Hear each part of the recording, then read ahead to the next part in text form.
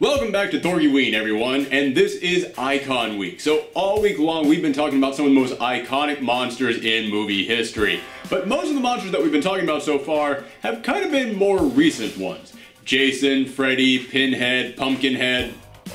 You all already forgot that we talked about Pumpkinhead, didn't you? Oh well, whatever. But the question comes up, should I be talking about some of the more classic movie monsters? Some of the universal monsters like Dracula, Frankenstein, Wolfman, Mummy? Yes, I should, but there's a problem with that. You see, each of them have had so many films that it's hard for me to pick which one of them should I talk about. I mean, it's not like there's one movie that had all of them in it together and actually captured each of them better than almost any of their own solo films did. You know who to call when you have ghosts. But who do you call when you have monsters? We're the Monster Squad. The Monster Squad. That's right, Monster Squad. Oh, I'm sorry, I meant hell yes, Monster Squad! Yeah, I'm not even going to try and hide it. This movie is awesome.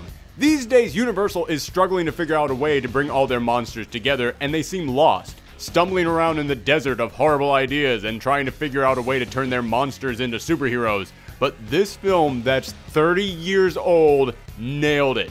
It gave us each of these monsters, perfectly captured what we loved about them, even if they were only on screen for a second.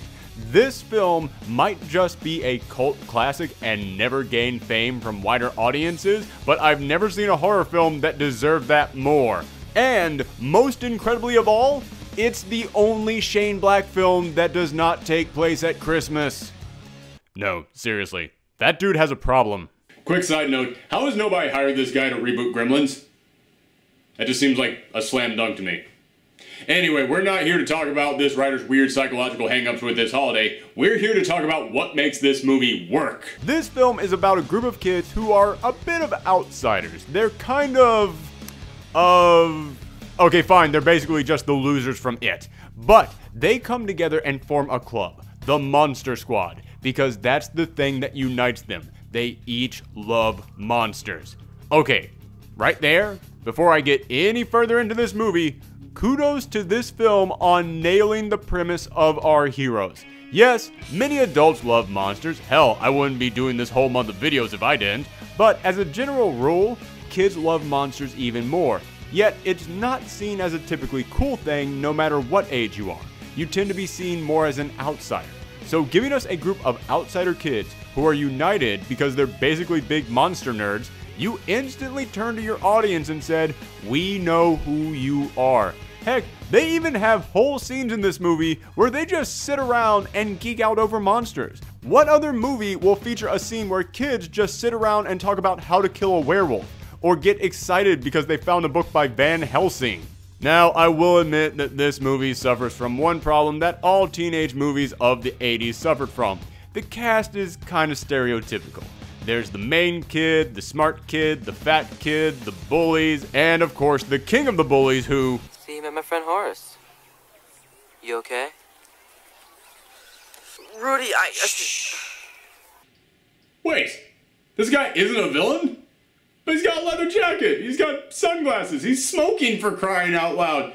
But not only is he not a villain, he's actually on the hero side? He's actually protecting them from the bullies? How can this be? Don't they realize that 80s teen sci-fi adventure films are not meant to break the mold? We have a formula for a reason. It's because it's easier than creating something new. But enough about these kids. This is Monster Squad. What about the monsters? Again, I just have to say it. Universal has spent the last several years trying to figure out what the heck to do with their properties and totally misunderstanding them. But here, in this film, you can tell it was made by legitimate monster fans because they just throw you headfirst into these ghouls. They don't need to spend half an hour setting up who the mummy is. This is how it's introduced. You telling me there was this 2,000-year-old mummy here, right? Yes, sir. But now he's not here. He's gone. Vanished. History. That's all this movie gives you because it realizes its audience is smart enough to know what the heck a mummy is. And they don't need to give you the origin of the Wolfman. They have a guy in a police station claiming to be a werewolf and wanting to be locked up, and they know that the audience will believe him even if the cops don't, because this is a monster movie for monster fans. We get it. In fact, they don't spend another half hour teasing if this guy actually is a werewolf. They realize the audience knows he is, so 2 scenes later, bam! This movie knows why you're here. It knows who you are, and it's here to give you what you want. You want to know how much this movie wanted to please horror fans?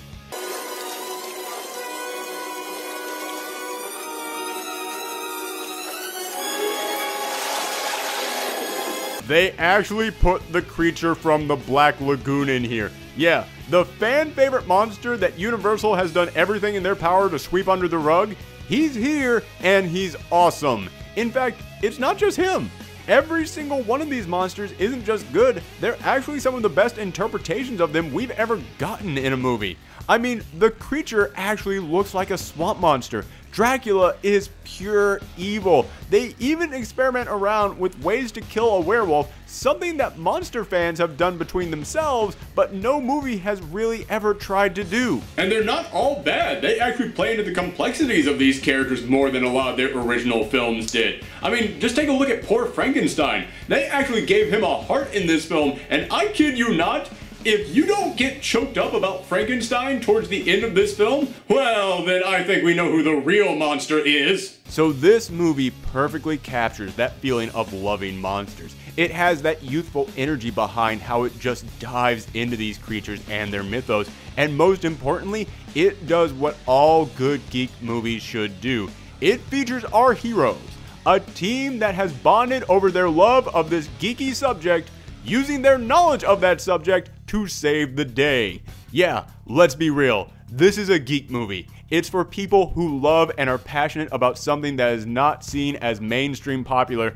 And what geek out there hasn't had that fantasy that one day their knowledge of that obscure subject will save the world? To me, this movie is actually one of the best films to watch at Halloween. It's fun, it's creative, it's loaded with humor and heart, and shockingly enough, even though each of these monsters have to share the screen, it's actually got some of the best interpretations I've ever seen of any of them. So yes, I'm sure there's tons of problems in here that I'm overlooking and I'm just looking at this with nostalgia, but I don't care. Because to me, this movie is perfect! Thanks for watching our review of Monster Squad. Remember, if you like this video, we're doing spooky, scary reviews and spoiler talks all month long. So hit that subscribe button and follow us on Twitter at twitter.com/ProfessorThorgy. And if you want to help this channel, then check out some of our merch that we just launched for Thorgiween over at tpublic.com/user/ProfessorThorgy. Thanks for tuning in, everyone, and as always, happy Halloween.